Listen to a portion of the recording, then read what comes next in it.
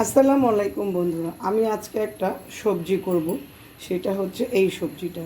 দেখুন তো বন্ধুরা, আপনারা এই সবজিটা চিনেন কি না? এটা হচ্ছে শাপলা।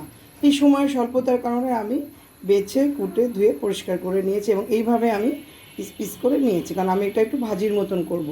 আজকে আমি এই শাপলাটা চিংড়ি মাছ এবং সর্ষে বাটা দিয়ে করব। তাহলে চলুন বন্ধুরা, আজকে রান্নায় যাওয়া যাক। আমি প্রথমে আমার কড়াইটা গরম হয়ে গেছে। আমি প্রথমে পেঁয়াজ দিয়ে দিব হাফ কাপের মতো, কাঁচামরিচ দিব, একটু বেশি করেই পেঁয়াজ দিব। এটা কিন্তু অল্প মশলার মধ্যে রান্না করতে এবং খেতে কিন্তু খুবই সুস্বাদু হয়। এবং আমি কিছুটা চিংড়ি মাছ দিয়ে দেবো। এখন আমি এগুলো খুব ভালো করে একটু ভেজে নিব।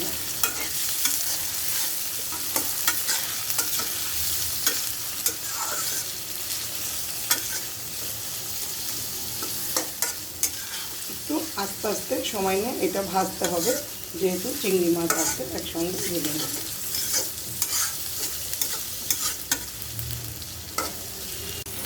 আমার পেঁয়াজ চিংড়ি মাছটা ভাজা হয়ে গেছে।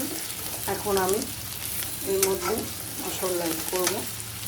প্রথমে আমি একটু লবণ দিয়ে দিব। আমি কিন্তু এখনও লবণ দিইনি, অল্প করে লবণ দিব, শাপলা কিন্তু কমে যাবে, এই 1 চামচের মতো। তারপরে আমি একটু অল্প সামান্য 1 চামচের মতো রসুন বাটা দিব, একটু পানি দিব।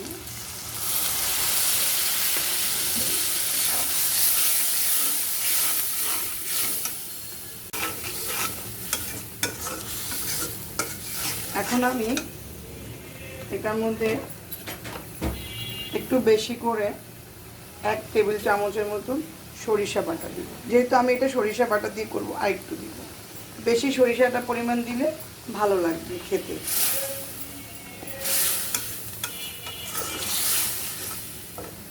এটা কিন্তু রান্না করতে বেশি সময় লাগে না, কিন্তু খেতে ভীষণ মজা।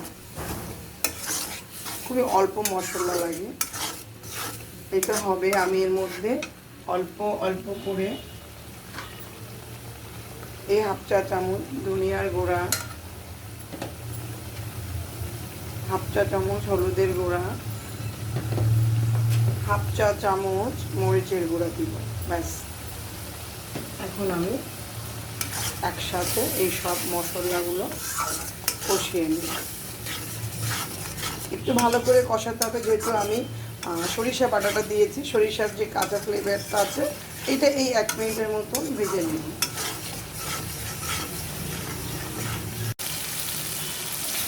আমার সরিষাটা কষানো হয়ে গেছে, কাঁচা ফ্লেভারটা চলে গেছে।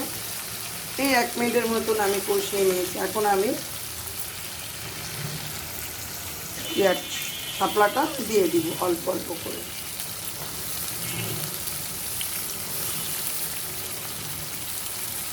বন্ধুরা, এটা অল্প অল্প করে দিবেন এবং কষাবেন, দেখবেন আস্তে আস্তে কমে যাবে।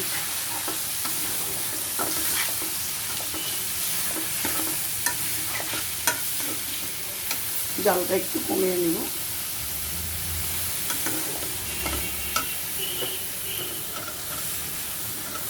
আমি অনেকগুলোই শাপলা নিয়ে নিয়েছি, কারণ আমার বাসায় সবাই এই শাপলার তরকারিটা অনেক পছন্দ করে। আমি বেশি করে একটু রান্না করি।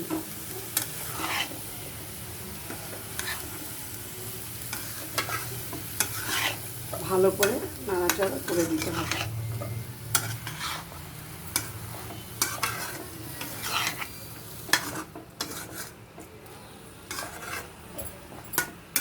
এটা করে দিয়ে আমরা এখন এটাকে ঢাকা দিয়ে রান্না করব।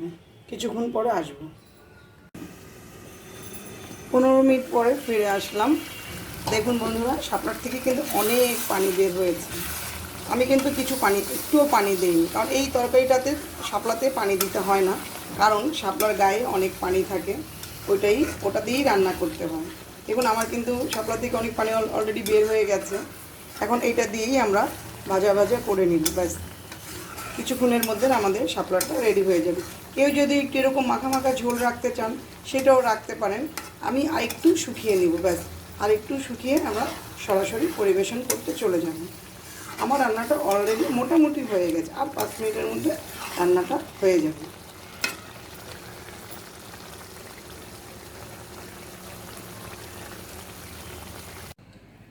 হয়ে গেল আমার সর্ষে বাটা দিয়ে শাপলা চিংড়ি রেসিপি। আপনারা এইভাবে করে খেয়ে দেখবেন বন্ধুরা, গরম গরম ভাতের সাথে কিন্তু খুবই মজা লাগে খেতে। যাই হোক, আজকে তাহলে আমি এখানে বিদায় নিচ্ছি। সবাই সুস্থ থাকবেন, ভালো থাকবেন, আমার জন্য দোয়া করবেন। আল্লাহ হাফেজ।